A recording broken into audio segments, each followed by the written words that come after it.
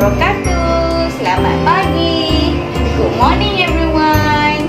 Okey, kalau murid-murid boleh tengok atas meja cikgu ni ada cawan. Apa agak-agaknya kita nak belajar hari ni?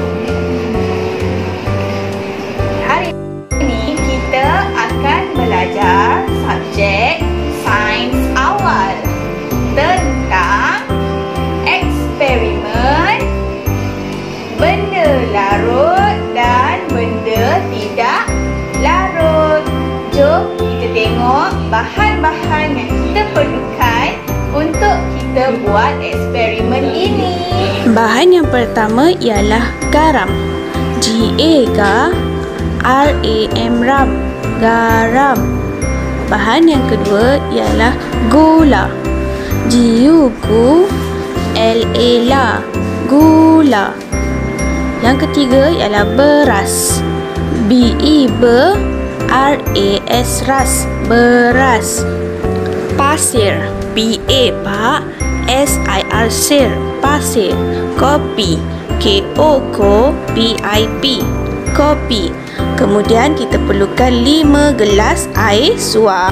Okey, jom kita tengok bahan yang pertama iaitu garam. Ambil sedikit garam, kemudian masukkan di dalam gelas yang berisi air suam. Kemudian kacau seketika. Murid-murid kacau dan perhatikan sama ada garam larut ataupun tidak larut. Kita tengok pula bahan kedua iaitu gula. Masukkan sedikit gula ke dalam cawan yang berisi air suam. Kemudian kacau seketika. Bahan yang ketiga iaitu beras. Murid-murid masukkan sedikit beras ke dalam cawan yang berisi air suam. Kemudian murid-murid kacau dan perhatikan sama ada beras larut ataupun tidak larut.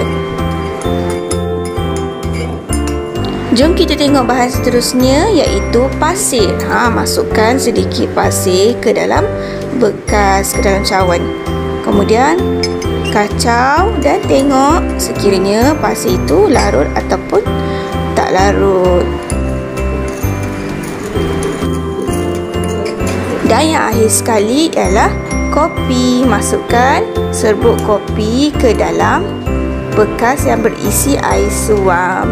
Kemudian kacau dan perhatikan sama ada kopi larut ataupun tidak larut. Okey, setelah selesai, mari kita lihat hasilnya. Garam telah larut sepenuhnya di dalam air. Tengok ni dah tak ada dah garam dalam air. Kemudian gula pun sama, larut di dalam air.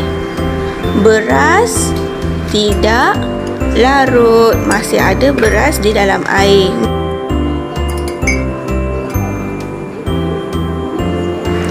Pasir juga tidak larut di dalam air. Yang warna coklat tu adalah kotoran daripada pasir sahaja, tetapi pasir tidak larut. Yang akhir sekali kopi. Kopi larut di dalam air.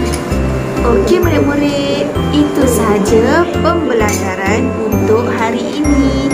Awak jangan lupa cuba buat eksperimen ini di rumah. Minta bantuan ibu atau ayah. Selepas murid-murid membuat eksperimen ini, cikgu nak murid-murid membuat tugasan seperti contoh yang cikgu akan tunjukkan. Jom kita tengok sama-sama contoh ini. Okey murid-murid, untuk tugasan murid-murid perlu sediakan kertas kosong. Kemudian murid-murid perlu melukis kotak seperti ini. Yang ni kalau murid-murid tak boleh buat sendiri, boleh minta tolong ayah atau ibu. Okey, pertama sekali tulis hari dan tarikh hari ni. Kemudian tulislah tajuk. Okey, cikgu tulis guna pen marker, tapi awak tulis guna pensel lah. Sebab cikgu takut awak tak nampak kalau cikgu pakai pensel. Okey. So, dekat sini tulis larut, dekat sini tidak larut. Okey, kemudian awak tengok balik eksperimen yang awak buat tu. Okey, apa bahan yang larut? Okey, contohnya yang kita buat tadi, yang cikgu buat tadi, garam larut. So, cikgu tulis garam. Macam mana nak eja garam? G-A-R-A-M, ram. Garam. Okey, apa lagi? Okey, kalau gula, gula larut tak tadi? Ya, gula larut. So, tulis gula. Eja gula. G-U-L-A, gula. Okey, kemudian kita ada beras. Beras larut ke tidak larut? Ya, tadi awak tengok kan, beras tidak larut. So, tulis dekat sini beras. Eja beras. B-E, R-A-S, ras, beras. Okey, ini contoh sahaja, nanti awak buat sendiri ya. Okey, so awak tulislah bahan-bahan yang awak gunakan. Tadi cikgu bagi contoh je. Kalau awak nak guna benda lain, contoh seperti minyak, sabun, banyak lagi benda yang awak boleh guna. Okey, itu sahaja. Kita jumpa lagi untuk pembelajaran esok. Bye.